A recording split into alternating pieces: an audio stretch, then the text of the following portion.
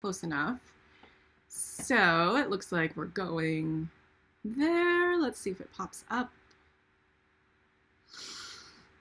And there we are. Okay, yeah, we're up and running. There we are. Okay, yeah, we're up and running. There we are. Okay. And mute that. So we don't get that feedback loop. Good times. Okay, and it definitely looks like we have some people jumping on, which is coolio. And I love that you just said Coolio. You didn't age us at all. That's right. I know. Oh my gosh. Okay, so yeah, I think we're ready to get going. So just as a note, to anybody watching, as you may already know if you've watched us do this before, there is like a lag because we're recording this for our podcast episode, which will be up at yourmassagepractice.com later today. But because of the way that it goes through the program and live streams onto YouTube, there is a delay. So sometimes it can get a little hinky with comments and things like that, or even just the words coming out of our mouth are a little bit delayed on the live stream. So stick with us, be patient. We always love having your questions. And with that, I think we can get going. So welcome everybody to our podcast episode today. I am with Amber Cook of healingways.com. And today we are talking about sort of this huge transition of what if I ever at any point in my business want to sell my practice as a business for whatever reason. You know, there are a million reasons, maybe not a million, but there are a lot of reasons to sell a practice at some point. Amber has been in her practice for 16 years, right? Yeah, officially in practice about 15 years. Well, yeah, a business owner 15 years. 15 years, yes. Yeah. And she's at a stage now, we're going to be talking about that, where she is ready to sell her practice. And so we're just going to kind of dig into this, both from the perspective of what if I want to go into business for myself as a massage therapist and I want to buy an existing practice. And then from our practitioner end of it, having owned this business baby for so long, what do we need to be thinking about? Not just, we're going to start with the nuts and bolts, but not just in the nuts and bolts. What do we need to be thinking about in all of the other realms that come with selling a practice? So thank you so much, Amber, for being willing to talk to us about this. Yeah, thanks for having me. I'm super excited to talk about this because it's actually something that I haven't gotten to talk to a lot of other therapists about, and it's an interesting journey, we'll say. Yes. So tell us where you're at in your process right now. So I officially decided to sell my practice, and I actually decided about a month ago that it was going to happen, and we'll go more into detail. We'll go back a little bit later, but this is actually the second time. The first time I was not fully ready. I thought I was. I backed out and realized I didn't want to stop doing massage. It wasn't a fully formed idea. I just was going on emotion.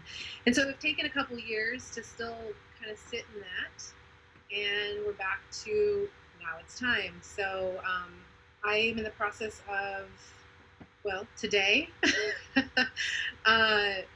getting ready to shift gears because I thought I had actually found a buyer, and that is not happening, and we'll discuss that in this podcast. So now I've got a few other things I have to implement in that, but I am fully in it right now. I am ready to be done. My body is ready to be done, and I am excited for when it's over. Okay, great. So let's back up a bit and ask this question, because I have some thoughts as somebody in practice and also somebody. So over the last couple days, as we had decided that this would be our topic for our episode today, I've been thinking, what if I, as a practitioner, was looking at buying somebody else's practice? What are the specific things that I would be looking for and that I would need to see in place and feel good about in order to even consider moving forward with buying somebody's practice. And the two things that I came up with are, one, I'm going to take a cold, hard look at their books, right? So if you're going to sell a business and you get to the point where it's a real serious buyer, from the buyer's perspective, you then expect to be able to take a full look at their books. And there would be confidentiality contracts in that, things like that. But I think you do need to look through and make sure that it is really a viable business, right? Because we can say anything about the number of clients we have or how long we've been in practice, but if it's not showing up on the business end, or if you haven't really been taking care of the business end of your business and don't have the books to show, I think that can make it harder to sell a practice. And I think because what I see is that so many massage therapists don't keep very good books. It's shocking to me. Because they don't keep very good books, it can be very time consuming and frustrating to try to go back and come up with that years later, right? Yeah. In a way that you can actually show to somebody. So, and then there's the second piece of what I was thinking about as far as what I would need to see as a buyer if I was thinking about buying somebody's practice, and that is the marketing side of it. So I now, of course, having been in practice and owning my own practice for 12 years, I know that it's not enough just to say, oh, they have a full practice, they have plenty of clients. Because I know so much of our work is about our personality, it's so much about the relationship we have with our clients. And if you buy a practice, I think realistically, not every single one of those clients is going to stay. So as the person buying the business, we need to just know that up front and say, okay, great. So I don't expect to retain every single one of these clients, but what is the marketing that's already in place for the practice that I'm looking at so that I can build on that, right? So that I can enter into those, whether they're referral relationships or, how is the website set up? Is it actually converting? What is the Facebook page for this practice? What are all those different marketing pieces that are already in place that I can, as the new owner, step into and really make use of? So this is how I was thinking about it, as I was thinking about buying a practice. Tell me your thoughts.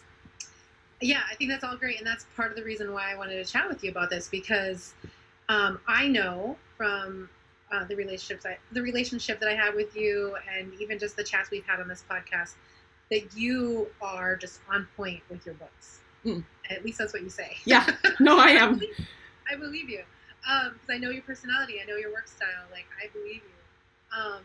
So yeah, that's super important. And to be completely honest, that is one of the parts that I have struggled with. I just openly and honestly said I am not the best bookkeeper. So what I've done in each of these sales is rather than I've given them access to what my bank account shows for income from my massage practice. And then also my scheduling page. Just take a look. This is what my schedule looks like. So it's not as precise as it should be. I will be the first to admit that. So yeah, I think if I could go back 15 years or even just 7 years or whatever, just back in time, I would have prepared better for the sale. They say that all the time, but we just think, we're massage therapists. We're exempt from those normal business rules. I'm so glad you said that, because so many massage therapists think we are somehow exempt from the normal business rules, quote unquote rules. And while those rules may look a little bit different to us, because our work is so in person, it's such a relationship with our clients, the business side of things can't be, well, it can be. I mean, and I know a number of people who have run their practices for many years, and they're always, not always, but often in the red, or often don't quite know where they are money-wise. And you can sustain a business for decades like that. But then when it comes to these real nuts and bolts things, you start to understand, oh, yeah, like you said, I wish I had maybe nailed that down a little bit more. Yes. All of what you just said, yes. So if you don't take anything people listening, if you don't take anything else from this conversation today, listen to what Isabel said. Listen to what I'm saying that I wish I would have done better. Be more like Isabel. Right now, if you have any hope or desire, you think that you want to sell your practice in the end. And I think we all should. You know, I had a CPA client, I learn a lot from my clients, once tell me that every business needs to have the idea, the goal to sell, even a massage practice. I mean, and here's the way I like to think about it. It's not just all about me. It's about my clients. Like, I care about these people, and I don't want to just leave them hanging and then go like, find your own massage therapist, and even just giving them referrals. I don't feel like that's good enough. I just want to like continue to kind of hold them and take care of them and hand them over to somebody else. Right. And I think it's totally legit to, I use legit, see another age there. We're all about it today. And I just want to, right there, I want to just throw this in because Josh is kind of following us live here. And when I said Coolio, he typed it into the chat, Coolio. So hopefully he'll hang on to the legit too. Okay, and so Josh, we'll come back to your comments in a second, but Amber, please finish that thought. So it's totally feasible for every massage therapist if you build a strong enough practice to be able to sell it. I really believe that, and you should have that intention. But it is some work, and so set yourself up better than I did because that's been a struggle. The marketing piece, that's really good thing there. And the way that I'm handling that, I'll just go right into that. Great. Because, I don't know. I don't think there's very many massage therapists or independent practitioners of any kind that keep a very strong record of our marketing efforts. I mean, maybe you do. Do you, Isabel? With your massage practice, not with your other business.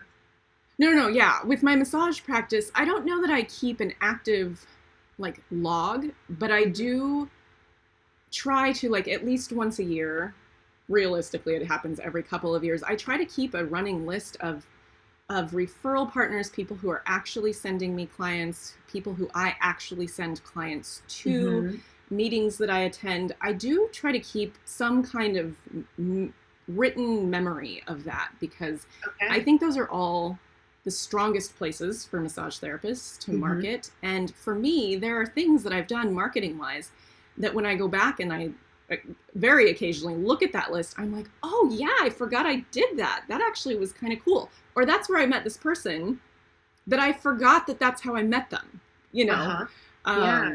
And so yeah, I don't treat my marketing quote unquote plan. I don't really have a marketing plan outside of stay connected to my communities, keep referral relationships going.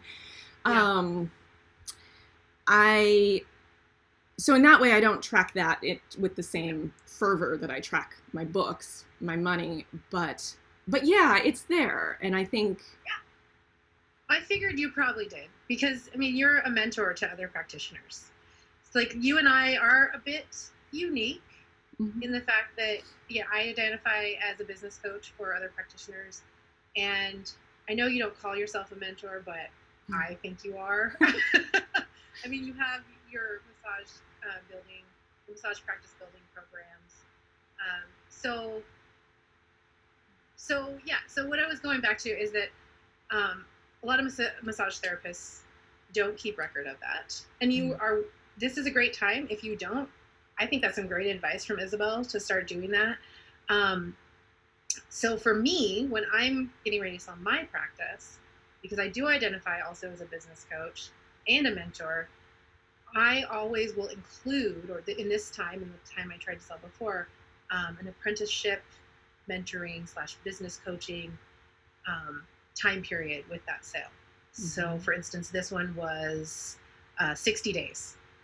So for 60 days, I will work with the new person to teach them what I have done for marketing, to help them sustain the business after it's in their hands. Because, like you said before, we can only do so much, but then eventually it's their responsibility to keep it going. Right. So I love that. I love that piece of it. What a great and creative way to make sure that that information is being passed on in a really usable way. Yeah. Yes. So I want to interrupt us just real. Yeah. Oh, sorry.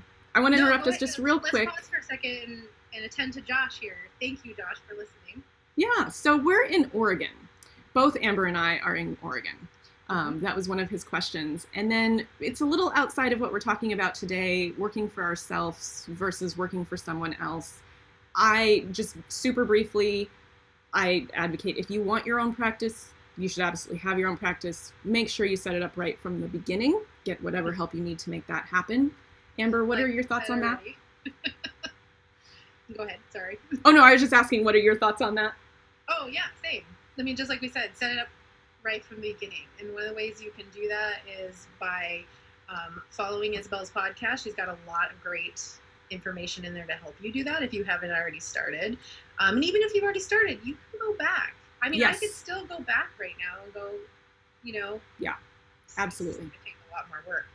It does. And that's the thing. I mean, it takes work no matter what. Like, I do my books these days like clockwork every single month. I didn't in the first few years of my practice, but as time went on, it became more and more and more important to me. And now I love it. And I run reports all the time through QuickBooks, and it helps me stay on track. It helps me, not just be wandering in the head fog. And so I just think it's a beautiful thing to do. And it really connects you to your business so that you don't feel like, I have this business and I have my clients and they're two separate things, because they're not. They're all part of the same thing. Yeah, totally. So, yeah. And I guess to go back to Josh's question too, I agree completely with Isabel. If you do want to work for somebody else, I mean, if that really is truly what you desire, there is no shame in that, honestly. Yeah. Not everybody is cut out to be an entrepreneur. And just because you have a massage license does not mean that you have to be self-employed. Personally, those were, one and the same for me. I didn't want to work for anybody else. And I believe that we are all capable of having completely successful businesses on our own. There's just something, it's okay to know that you're not just naturally a business owner. Most of us aren't. Nobody is naturally a business owner. Some people are naturally good with numbers, so they'll be good with that side of it. Some people are naturally good with retention, so they'll be really good at that side of it. Some people are naturally good with bringing in new clients, and they'll be good with that. But we all have our places of weakness, and these are skills. These are not, running a business is not something you're born with. Yeah. It's a collection of skills that you build over time. So it's not like I either can do that or can't do that. It's like, how hard are you willing to work to build the skills in order to do something that's super important to you? And I will say, if it's not super important to you to own your own practice, then maybe don't do it, because it's a lot of work, but it's also so rewarding. So rewarding. Yes, it is. Yeah. Yeah. And in fact, I mean, most of us weren't born to be natural massage therapists either. It's something we had to learn, right? So, I mean, in fact, I identify as an entrepreneur. Because this business is not the first one I've started. It won't be the last. And, but that doesn't mean that I was like a natural business owner just because I'm an entrepreneur. So there's a lot I've had to learn over the years. But yeah, if it's not for you, it is a lot of work. And why not just go out and enjoy what you're doing?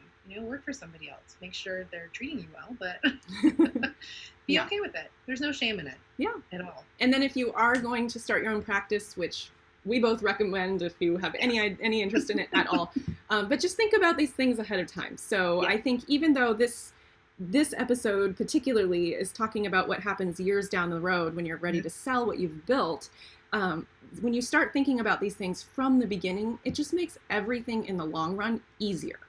Yeah. So we have about 10 minutes left in our episode. And so I want to move Amber into, we've been kind of talking about the nuts and bolts end of it, the more like philosophical side of it, how to set it up. Now let's talk about tell us what it's like to be in this process of selling your practice. Yeah.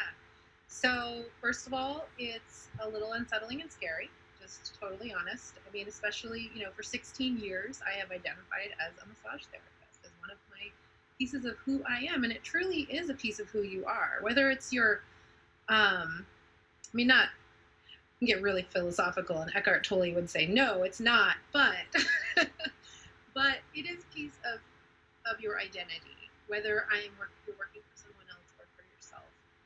So that piece, yeah, scary, a little bit sad. I mean, I love my clients, and there's still a huge piece of me that loves what I do. In fact, I just had a great massage like a month ago or less, and I got off the table. I was like, no, I don't want to quit. I don't want to quit. No, I don't, because I love helping people feel this way. So there's still that little bit of back and forth, but again, I'll go back to, this is something I've been thinking about for 2 or more years. So it's definitely played itself out. I have some physical symptoms of not doing good enough self-care and having a repetitive, just having a job where it's just a lot of repetition on certain joints. And not to say, trust me, like I know people in their 20 plus years older than me still doing massage. So that doesn't have to be your story. If you're listening to this, it just is part of my story, and I'm totally at peace with it. So, I've used this body, these shoulders, all the joints have done well for me and a lot of people. So yeah. So there's that piece, scary, a little bit sad. Also super excited because I am fully just 100% set in this is my decision. I'm ready to hand it off to somebody else. So let me just talk about maybe how I first went about doing it. So first, I have some people that rent my space, and there was one practitioner in particular that I like, and she's always been a very good renter, and I decided, I'm going to offer it to her. I know that she's been doing massage for a while. She's really struggling in the business piece of it, and because my sale includes the coaching and the mentoring and the apprenticeship piece, and I really encourage anybody, even if you don't identify as a mentor or a coach, when it's time to sell your practice, lots of businesses do it this way. There's always some training involved. I mean, a lot of times there is. So yeah. I just really encourage you to make sure that's part of the sale. That's going to just sweeten the pot for everybody. For the person buying it, it's going to make you feel good. It's going to help your clients. And they also will know that this is what's happening. I am helping train her to be more successful as a business owner. So they have assurance that she's going to stick around and be there for them for a long period of time. That's going to help them want to stay too. Because if they just think I'm selling it to somebody that's just going to, let it all fall apart, it's going to make them feel insecure. So it's going to help the new buyer feel really secure to offer that. Yeah. So tell us. Yeah. Go ahead. Sorry. I was going to say, I'm going to pause because I see a whole bunch of comments coming in. Yeah, there are some comments coming in. Wild Honey Productions, Chris, maybe? Yeah, so looking to bring in new clients, things like that. We'll address, and we've addressed that on other podcast episodes. So for today, because we're talking about the transition of setting up your practice from the beginning with an eye towards potentially selling it in the long run, we'll come back to that question in a different episode. And then Josh just mentioning about proper body mechanics and self-care. Yeah, super important. So thank you for your comments. We're going to stick to today's theme, our episode topic, and I hope that as we continue to talk about this, it brings out some things for you to think about in the long term. So yeah, because we'll go back to what I said before. This is a business, not just your hobby, so it should be something that you're planning. And most traditional businesses are going to plan their exit strategy. So this is all stuff you need to start thinking about now. I definitely recommend it. You're welcome, Wild Honey or Chris. So I picked somebody that I already knew, and so we've gone ahead. So first of all, what I recommend is doing an intent to sell. So it's a contract that lays out all the stipulations of the sale, and that kind of locks you and them into an agreement before the actual sale happens. Mhm. It's kind of like when you sell a house, even, you're locked into that. And there's penalties and consequences if you back out at the last minute, and that needs to be in the contract. So contract Yes. definitely from the beginning. And it just has to lay everything out, every detail of the sale. What is it going to entail? And so, Amber, did you use Yeah. a lawyer to help you set that up, or a CPA, or how did you come into those? I did not use a lawyer. I did some research. I bought a contract online. Oh, great. Contract, yeah. So when it comes to the actual sale, I do intend to get a lawyer just to make sure that, just in that piece of it, just hire him to make sure that everything looks good. So the intent to sale is super important, because you might talk to the person about it, like, this is what I'm going to offer. You're going to have your little ad. It's going to say what you offer, but it has to be something to where it just locks you down. So it has to include what they're getting out of the sale, all the equipment. What are you giving them the space? Is it a rental? Like in my situation, I am paying for the rest of my lease at the space I'm currently at, and then after that's up, they take over. It becomes their lease. So there's so many things to think about, right? So like space itself, and you want them to even agree to stay at that space for a certain amount of time. Like previously, the time I was going to sell before, I was asking the person that was going to buy it to agree to stay for a year in that space. It has nothing to do with me. It's really about, because they could move and it doesn't matter. But again, I just go at the sale and looking at all 3 points. How it's going to benefit me, obviously, how it's going to benefit the clients, and then also how it's going to benefit the practitioner buying it, because that's super important to me. I mean, just in good conscience, I can't just, even if they were willing to pay me like a ton of money just to take it, right? I don't think I could do it. Right. So let's talk about that a little bit. We have a few minutes left. Okay. What do you think are some, as people are sussing out, like you're talking about, not just the emotional side of wanting to sell it to the right person, but also you want to make sure this is the right fit for your clients, and that this person is really serious about what they're doing. So in your experience, or however you want to talk about it, what do you think are some red flags or some things that people should be looking at as they are going through the process of advertising the sale of their business and then people contacting them? What are some red flags there, and what are some things that you're really looking for?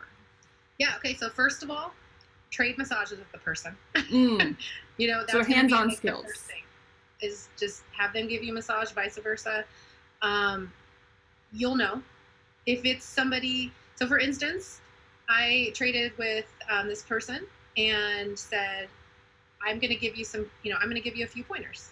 Like 98% of the massage, I was like totally on board. But there was just a couple things. I'm like, I know that your clients, right? You know what they like. And a lot of times we massage similar to what we like to receive.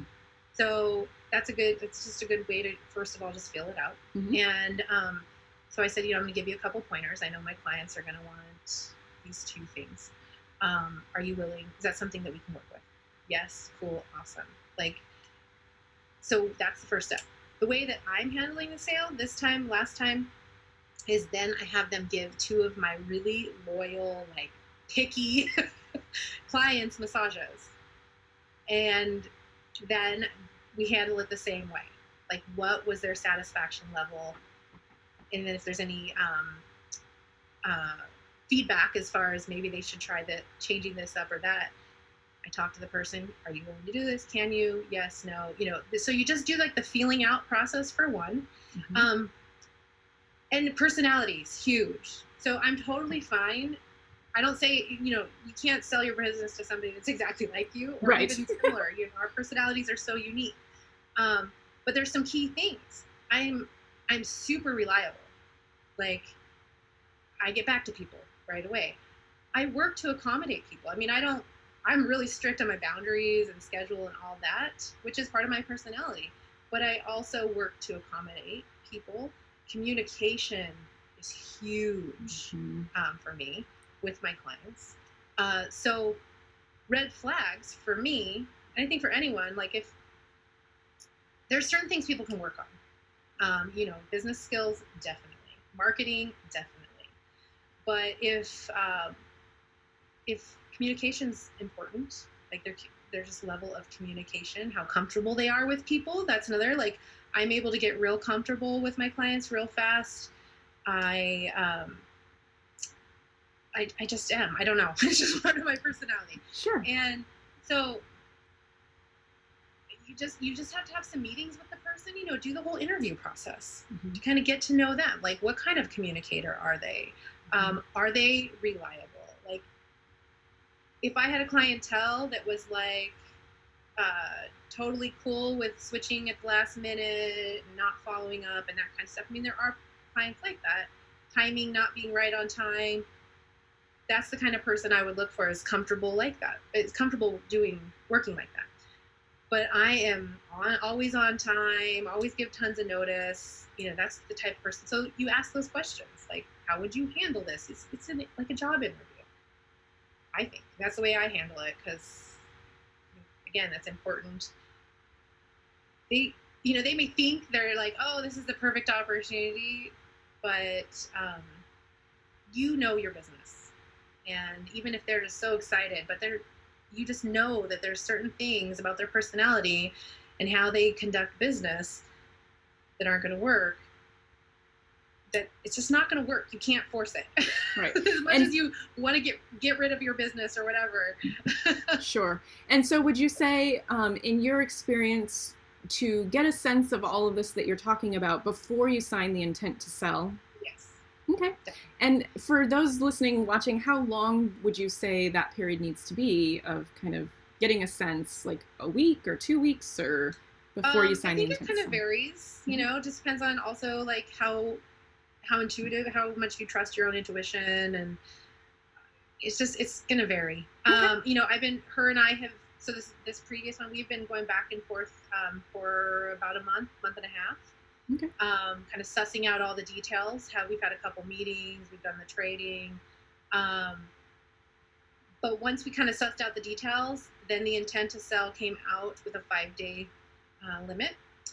And I will just give you all the insight on this right now, real quick. So that 5-day limit wasn't reached. And I don't really fully know what's happened at this point, but starting today, I'm actually going to officially advertise my practice. So the next step for that is to get an ad put together for selling your practice. So if you don't know somebody that you want to sell it to immediately, and you are just going to put it right out there in the market, you might need some marketing help with it. They actually, there's brokers out there that can help. So you don't have to do it on your own. Like, just like learning how to run a business, we don't naturally know how to sell a business either. Right. And so there are ways to get that. And I am not here to give you professional advice really on the ways to do it. But even even without it being sort of professional advice on how to sell a practice, I want to just thank you so much for being willing to be open about your experience and how you've gone about this. It's so useful, as we all know, to hear about what other massage therapists who are actually living these experiences, what it's like to go through it, so that we can... Well, thanks for listening. Yeah, well, it's super important. Before we wrap up, is there anything else that you want to talk about that maybe we haven't touched on, or that you think bears just bringing out one more time, or are you feeling... Well, so again, just going back to what Isabel said in the beginning, really good books, and figure out your strategy on how you are going to teach, because it really is teach the marketing piece of it. It doesn't have to be the way that I'm doing it, but that's definitely a piece of it. Contracts, lawyers if need be, help with the actual advertising of it if you need, and don't do it on a whim, for one, because once it's sold, and that's part of the contract. Right. You can't come back and take your clients back. Right. Yeah, and that's important to think about. Yeah. Yeah, absolutely. Do you want to look at the comments real quick before we go? Let's see. Yeah. So, oh, thanks everybody. So, for your comments, P. Vonich, struggling with body pain. Yeah, figuring out how to take care of yourself as a long-term practitioner. We all have to keep such a strong eye on that.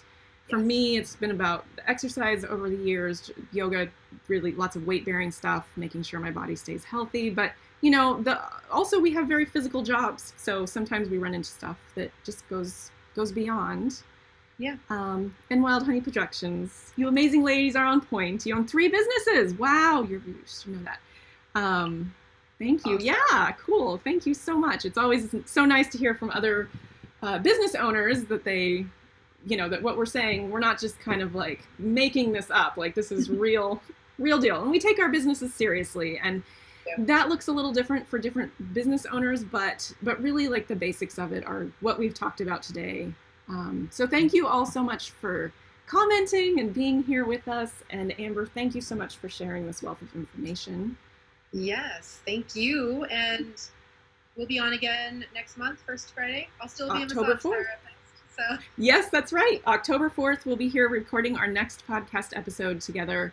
In the meantime, over at yourmassagepractice.com, I will be putting up this one will go up later today as an actual podcast episode, and then there are more episodes coming in the next couple of weeks on different topics. So keep your eye over there on the website. Visit Amber at healingways.com, her fabulous holistic practitioner directory, online directory, healingways, waze.com.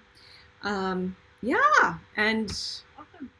Thank you all so much. We will see you next month and maybe before. Bye. Bye.